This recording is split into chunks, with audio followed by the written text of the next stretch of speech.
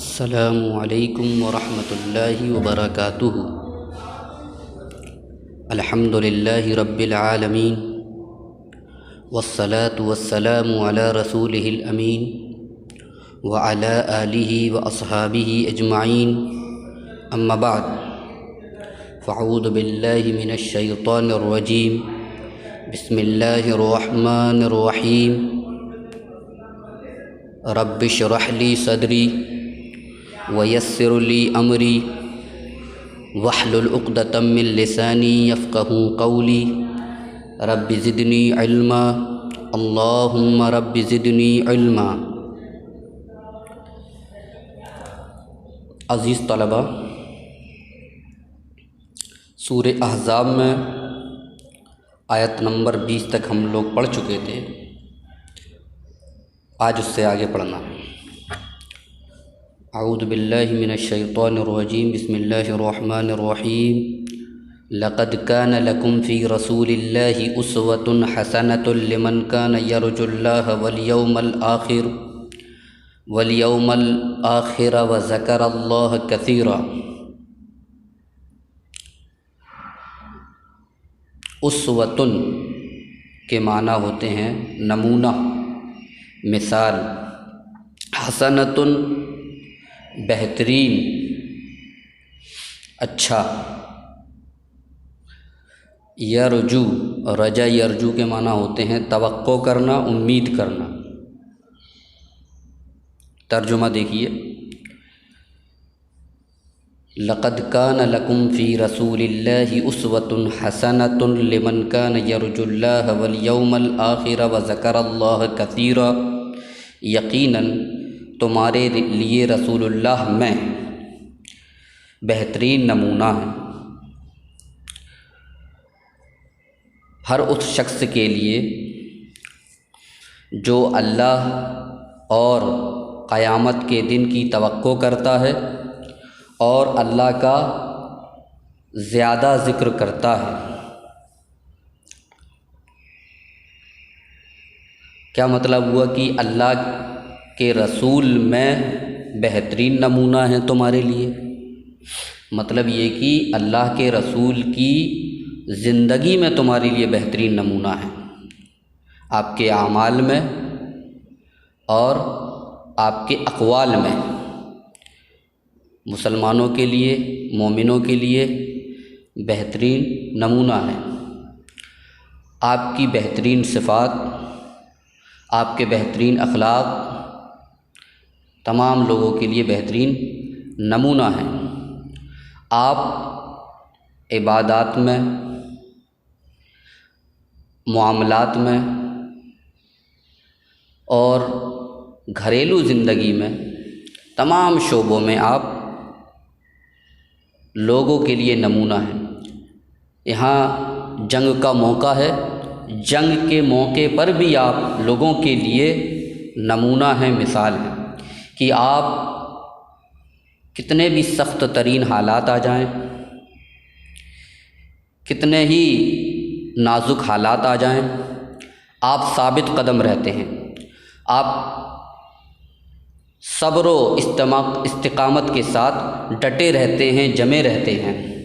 تو لہٰذا مومنوں کو بھی چاہیے، مسلمانوں کو بھی چاہیے کہ اللہ کے نبی صلی اللہ علیہ وسلم کو اپنا نمونہ بنائیں، اپنے لیے مثال بنائیں۔ ہر اس شخص کے لیے جو اللہ کی امید کرتا ہے، یعنی اللہ سے ملاقات کی امید کرتا ہے، والیوم الآخر یعنی آخرت کی امید کرتا ہے، یعنی آخرت کے دن کے قائم ہونے کی اور اپنے حساب و کتاب دینے کی توقع کرتا ہے، امید کرتا ہے، یقین کرتا ہے، اس کو رسول اکرم صلی اللہ علیہ وسلم کو اپنا نمونہ اور آئیڈیل بنانا چاہیے، اور جو زیادہ سے زیادہ اللہ کو یاد کرتا ہے۔ آگے دیکھتے ہیں، وَلَمَّا رَأَى الْمُؤْمِنُونَ الْأَحْزَابَ قَالُوا هَذَا مَا وَعَدَنَا اللَّهُ وَرَسُولُهُ وَصَدَقَ اللَّهُ وَرَسُولُهُ وَمَا زَادَهُمْ إِلَّا إِيمَانًا وَتَسْلِيمًا۔ حزب الاحزاب جانتے ہیں، یہ لشکر، جماعتیں، ٹولیاں۔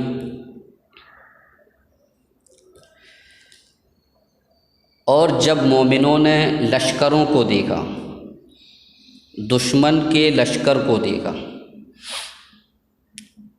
انہوں نے کہا یہ تو وہی چیز ہے جس کا اللہ اور اس کے رسول نے ہم سے وعدہ کیا ہے۔ وصدق اللہ ورسولہ، اور اللہ اور اس کے رسول نے سچا وعدہ کیا تھا، سچ کہا تھا۔ وما زادہم الا ایمانا وتسلیما، اس چیز نے ان کے ایمان کو اور اطاعت و فرما برداری کو اور زیادہ کر دیا۔ اس آیت کریمہ میں اللہ رب العالمین نے اوپر منافقین کی حالت بیان کرنے کے بعد اب مخلص مومنوں کی حالت کو بیان کیا ہے کہ انہوں نے کفار کے لشکر کو دیکھنے کے بعد یہ کہا کہ یہ تو وہی چیز ہے جس کا اللہ اور اس کے رسول نے ہم سے وعدہ کیا تھا۔ ان کا ایمان اور بڑھ گیا اور اطاعت و فرما برداری اور بڑھ گئی، اس لیے کہ اللہ تعالیٰ نے قرآن مجید میں فرمایا ہے ام حسبتم ان تدخلوا الجنۃ ولما یأتکم مثل الذین خلوا من قبلکم، کہ تم لوگوں نے یہ گمان کر رکھا ہے کہ تم جنت میں داخل ہو جاؤ گے، حالانکہ اب تک تمہارے اوپر وہ حالات نہیں آئے ہیں جو تم سے پہلے لوگوں پر آئے تھے، یعنی ابھی تمہارے اوپر فتنے کے دور آئیں گے، تمہیں آزمایا جائے گا، اس کے بعد تم جنت میں داخل کیے جاؤ گے، اس کے بعد اللہ تعالیٰ کی مدد آئے گی۔ تو ابھی آزمائش کا دور باقی ہے، ابھی آزمائش باقی ہے۔ تو انہوں نے یہ دیکھا کہ سب طرف سے کفار و مشرکین کے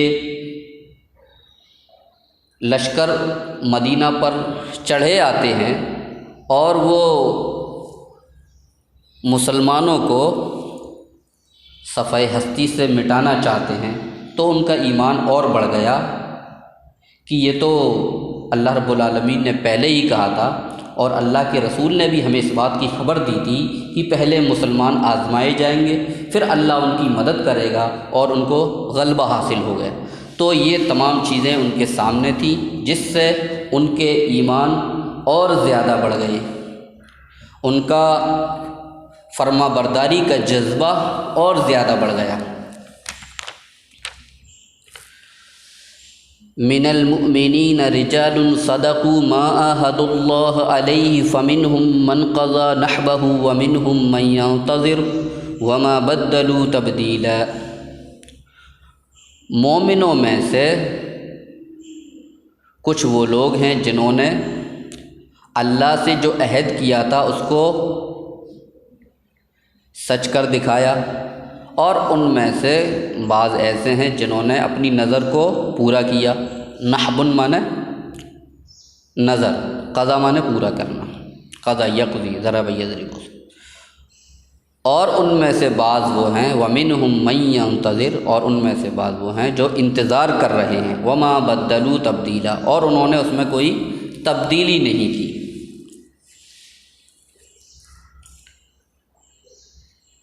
ان میں اس آیت کریمہ میں ان مخلص مومنین کا ذکر ہے جنہوں نے اللہ سے وعدہ کیا تھا کہ وہ صبر و ثبات قدمی کا مظاہرہ کریں گے اور وہ ثابت قدم رہیں گے، اور انہوں نے اللہ کے نبی صلی اللہ علیہ وسلم کے ساتھ جہاد کیا، عمل صالح انجام دیے، اعمال صالح انجام دیے، اور گناہوں سے بچتے رہے۔ تو اس آیت کریمہ میں اللہ رب العالمین نے ان لوگوں کا ذکر کیا ہے جنہوں نے یہ وعدہ کیا تھا کہ وہ اللہ اور اس کے رسول کے ساتھ رہیں گے، اور وہ صبر کا، ثابت قدمی کا مظاہرہ کریں گے اور نیک اعمال کریں گے، گناہوں سے بچتے رہیں گے، جہاد میں اللہ کے نبی صلی اللہ علیہ وسلم کا ساتھ دیں گے۔ اور بعض مفسرین کا یہ کہنا ہے، وہ یہ کہتے ہیں اس سے مراد انصار بھی ہو سکتے ہیں، انصار مدینہ، جنہوں نے بیعت عقبہ میں کہا تھا کہ ہم ہر حال میں اللہ کے نبی صلی اللہ علیہ وسلم کا ساتھ دیں گے، اپنے مال کے ذریعے آپ کی مدد کریں گے، ہمیشہ ہم اطاعت و فرما برداری کریں گے۔ ان انصار مدینہ کا اس میں ذکر ہے، یا وہ صحابہ کرام ہیں جنہوں نے یہ عہد کیا تھا، جنہوں نے یہ نظر مانی تھی کہ میدان جنگ میں وہ اللہ کے نبی صلی اللہ علیہ وسلم کے ساتھ رہیں گے اور کبھی بھی پیچھے نہیں ہٹیں گے، پیٹھ نہیں دکھائیں گے، بڑھ چڑھ کے حصہ لیں گے اور جہاد کرتے رہیں گے اللہ کے نبی صلی اللہ علیہ وسلم کے ساتھ۔ من المؤمنین رجال صدقوا ما عاہد اللہ علیہ سے مراد وہ لوگ ہیں۔ پھر ان میں سے بعض لوگ کون ہیں؟ من قضا نحبہ، جنہوں نے اپنی نظر کو پورا کر لیا، یعنی انہوں نے اپنے عہد کو پورا کیا۔ غزوہ احد کے موقع پر چند صحابہ کرام تھے جنہوں نے جام شہادت نوش فرمایا، جیسا کہ حضرت مصعب بن عمیر رضی اللہ تعالیٰ عنہ ہیں، اور اسی طرح حمزہ رضی اللہ تعالیٰ عنہ ہیں، انس بن النضر رضی اللہ تعالیٰ عنہ۔ تو یہ وہ صحابہ کرام ہیں جنہوں نے جام شہادت نوش فرمایا۔ من قضا نحبہ سے مراد یہ لوگ ہیں کہ وہ تمام مجموعی اعتبار سے تمام صحابہ کرام جنہوں نے اللہ کے نبی سے ساتھ دینے کا عہد کیا تھا اور گناہوں سے بچنے کا عہد کیا تھا اور اطاعت و فرمانبرداری کا عہد کیا تھا، ان میں سے یہ لوگ ہیں جنہوں نے جام شہادت نوش فرمایا اور میدان جنگ میں لڑتے ہوئے شہید ہو گئے۔ من ینتظر ومنہم من ینتظر، اور ان میں سے بعض وہ لوگ ہیں جو انتظار کر رہے ہیں، یعنی اس بات کا انتظار کر رہے ہیں کہ آگے جب کبھی بھی جنگ ہوگی، لڑائی ہوگی، اللہ کے نبی صلی اللہ علیہ وسلم کے ساتھ وہ میدان جنگ میں جائیں گے اور جہاد کریں گے اور لڑتے لڑتے اللہ کی راہ میں شہید ہو جائیں گے۔ وما بدلوا تبدیلا، اور انہوں نے اس میں کوئی تبدیلی نہیں کی، اور انہوں نے جیسے کہ حضرت عثمان بن عفان رضی اللہ تعالیٰ عنہ ہیں، طلحہ رضی اللہ تعالیٰ عنہ ہیں، زبیر رضی اللہ تعالیٰ عنہ، یعنی انہوں نے بعد میں بھی انہوں نے اپنے اندر کوئی تبدیلی نہیں کی، اور اسی طرح وہ اللہ کے نبی صلی اللہ علیہ وسلم کے ساتھ رہے اور کار خیر میں لگے رہے، اللہ کے نبی صلی اللہ علیہ وسلم کا ہر طرح سے ساتھ دیا۔ لِيَجْزِيَ اللَّهُ الصَّادِقِينَ بِصِدْقِهِمْ وَيُعَذِّبَ الْمُنَافِقِينَ إِنْ شَاءَ أَوْ يَتُوبَ عَلَيْهِمْ إِنَّ اللَّهَ كَانَ غَفُورًا رَحِيمًا، تاکہ اللہ تعالیٰ سچوں کو ان کی سچائی کا بدلہ دے۔ وَيُعَذِّبَ الْمُنَافِقِينَ إِنْ شَاءَ أَوْ يَتُوبَ عَلَيْهِمْ، اور وہ منافقین کو سزا دے اگر چاہے یا ان کو معاف کر دے۔ بے شک اللہ رب العالمین بڑا معاف کرنے والا، بخشنے والا، رحم کرنے والا ہے۔ یعنی یہ سب معاملات جو ہوئے یہ اس لیے ہوئے تاکہ ان میں جو سچے لوگ ہیں وہ چھٹ کر آ جائیں، مخلص مومن جو ہیں وہ چھٹ کر آ جائیں، حقیقی ایمان والے چھٹ کر آ جائیں، تو اللہ تعالیٰ ان کو ان کی سچائی کا بدلہ دے، صلہ دے۔ اور جو منافقین ہیں جنہوں نے دکھاوے کے لیے کلمہ پڑھ لیا ہے، ان کو اللہ تعالیٰ چاہے تو معاف کر دے اور چاہے تو عذاب دے۔ یہ اس وجہ سے ہے، یہ سب معاملات جو درپیش ہیں اس کی وجہ یہ ہے کہ تاکہ سچے اور جھوٹوں کا فرق سامنے آ جائے۔ وَرَدَّ اللَّهُ الَّذِينَ كَفَرُوا بِغَيْظِهِمْ لَمْ يَنَالُوا خَيْرًا وَكَفَى اللَّهُ الْمُؤْمِنِينَ الْقِتَالَ وَكَانَ اللَّهُ قَوِيًّا عَزِيزًا، اور اللہ رب العالمین نے ان لوگوں کو جن لوگوں نے کفر کیا ان کے غیظ کے ساتھ، ان کے غضب کے ساتھ، غصے کے ساتھ لوٹا دیا۔ لم ینالوا خیرا، انہوں نے کوئی خیر نہیں پایا، کوئی بھلائی نہیں پائی، اور اللہ تعالیٰ مومنین کے لیے میدان جنگ میں، قتال میں، لڑائی میں، جنگ میں کافی ہو گیا، اور اللہ رب العالمین طاقتور ہے، غالب ہے، زبردست ہے۔ کفار و مشرکین نے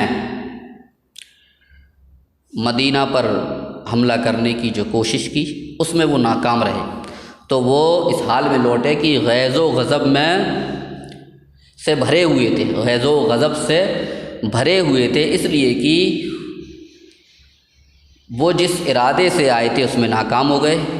ان کو اس چیز کا یقین ہی نہیں تھا کہ ان کے ساتھ ایسا ہو سکتا ہے، امید ہی نہیں تھی، توقع ہی نہیں تھی کہ وہ اس طرح خاسر و نامراد واپس لوٹیں گے۔ تو وہ جب لوٹے تو مارے غصے کے، غضب کے پھٹے جا رہے تھے، اور اللہ رب العالمین میدان جنگ میں مومنین کے لیے کافی ہو گیا۔ یعنی اللہ رب العالمین نے فرشتوں کے ذریعے اور ہوا کے ذریعے مومنین کی مدد کی، اور کفار و مشرکین دشمنان اسلام اسی طرح واپس لوٹ گئے۔ ان کو کوئی بھلائی نہیں ملی، کوئی مال غنیمت نہیں ملا، کوئی ان کو فائدہ نہیں پہنچا۔ اور اللہ رب العالمین طاقتور ہے، قوی ہے، زبردست ہے۔ وَأَنزَلَ الَّذِينَ ظَاهَرُوهُم مِّنْ أَهْلِ الْكِتَابِ مِنَ صَيَاصِيهِمْ وَقَذَفَ فِي قُلُوبِهِمُ الرُّعْبَ فَرِيقًا تَقْتُلُونَ وَتَأْسِرُونَ فَرِيقًا۔ ظاہر یظاہر، مظاہرتاً معنی ہوتا ہے مدد کرنا۔ سیاسیہم، سیستن کی جمع سیاسی، قلعے۔ قذف یقذف، ضرب یضرب سے آتا ہے، واحد مذکر غائب کا صیغہ فعل ماضی سے، معنی ڈالنا۔ الرعب، ڈر، خوف، دہشت۔ فریق معنی جماعت۔ تأثرون، تاثرون معنی ہوتا ہے قید کرنا، جمع مذکر حاضر کا صیغہ ہے، سمع یسمع سے۔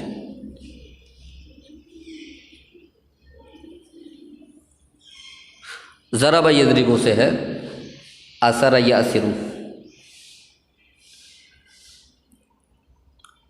اور اس نے یعنی اللہ تعالیٰ نے ان لوگوں کو جنہوں نے ان کی مدد کی اہل کتاب میں سے، ان کے قلعوں سے نیچے اتار دیا، اور اس نے یعنی اللہ تعالیٰ نے ان کے دلوں میں رعب ڈال دیا۔ فریقاً تقتلون، ایک فریق کو تم لوگ قتل کر رہے تھے، وَتَأْسِرُونَ فَرِيقًا، اور ایک فریق کو، ایک جماعت کو تم قید کر رہے تھے۔ اس میں یہود بنو قریظہ کا ذکر ہے کہ انہوں نے کفار و مشرکین نے جب یلغار کی حملہ کیا مدینہ کے اوپر، تو ان کی مدد کی بنو قریظہ نے، باوجود اس کی کہ عہد و پیمان تھا کہ یہ مسلمانوں کا ساتھ دیں گے، اللہ کے نبی کا ساتھ دیں گے، تو انہوں نے پوشیدہ طور پر، خفیہ طور پر کفار و مشرکین کی مدد کی۔ تو انہی کا ذکر ہے بنو قریظہ کا کہ اللہ تعالیٰ نے ان کو ان کے قلعوں سے نکال دیا، اللہ تعالیٰ نے ان کے دلوں میں ڈر اور خوف اور دہشت ڈال دی، تو جس کی وجہ سے وہ خود اپنے قلعوں سے نکل آئے، اور انہوں نے گھٹنے ٹیک دیے، ہتھیار انہوں نے اللہ کے نبی کے سامنے رکھ دیے، اس لیے کہ انہوں نے کفار و مشرکین کی مدد کی تھی، تو اللہ تعالیٰ نے ان کو ان کے قلعوں سے نکال لیا اور ان کے دلوں میں رعب اور ڈر ڈال دیا۔ تو ایک فریق کو تو قتل کیا گیا، یعنی انہی میں سے جو نوجوان تھے، جو مردوں میں جوان تھے اور جو لڑنا جانتے تھے، لڑ سکتے تھے، ان کو قتل کر دیا گیا، اور بچوں کو اور عورتوں کو غلام بنا لیا گیا۔ وَأَوْرَثَكُمْ أَرْضَهُمْ وَدِيَارَهُمْ وَأَمْوَالَهُمْ وَأَرْضًا لَّمْ تَطَئُوهَا وَكَانَ اللَّهُ عَلَى كُلِّ شَيْءٍ قَدِيرًا۔ اور اس نے تمہیں وارث بنایا ان کی زمین کا، ان کے گھروں کا، ان کے اموال کا، اور اس زمین کا جس کو تم نے نہیں روندا۔ سمع اسمعو سے ہے، وَتَأَيَّتَو معنی ہوتے ہیں پامال کرنا، روندنا، پاؤں رکھنا۔ لم تطؤوها، وَأَرْضًا لَّمْ تطؤوها، اور وہ زمین جس کو تم نے نہیں روندا۔ وَكَانَ اللَّهُ عَلَى كُلِّ شَيْءٍ قَدِيرًا، اور اللہ رب العالمین ہر چیز پر قدرت رکھنے والا ہے۔ اس آیت کریمہ میں اس سے پہلے والی جو آیت ہے اس کی وضاحت ہے، اس کی صراحت ہے کہ کیا کیا چیز تمہیں اللہ تعالیٰ نے مال غنیمت کے طور پر دی، جبکہ بنو قریظہ کو تم نے اپنے قبضے میں لے لیا، اللہ تعالیٰ نے تمہیں ان لوگوں کو تمہارے سپرد کر دیا، حوالے کر دیا۔ تو اللہ تعالیٰ نے تمہیں وارث بنایا ان کی زمین کا، ان کے گھروں کا، ان کے اموال کا۔ وَأَرْضًا لَّمْ تَطَئُوهَا، اور اس زمین کا بھی اللہ تعالیٰ نے تمہیں وارث بنا دیا جس کو تم نے نہیں روندا، جس پر تم نے گھوڑے نہیں دوڑائے۔ اس سے مراد بعض مفسرین کا کہنا ہے کہ مکہ کی سرزمین ہے، بعض لوگوں کا کہنا ہے کہ خیبر کی زمین ہے، اور بعض لوگوں کا کہنا ہے کہ روم اور فارس کے علاقے ہیں،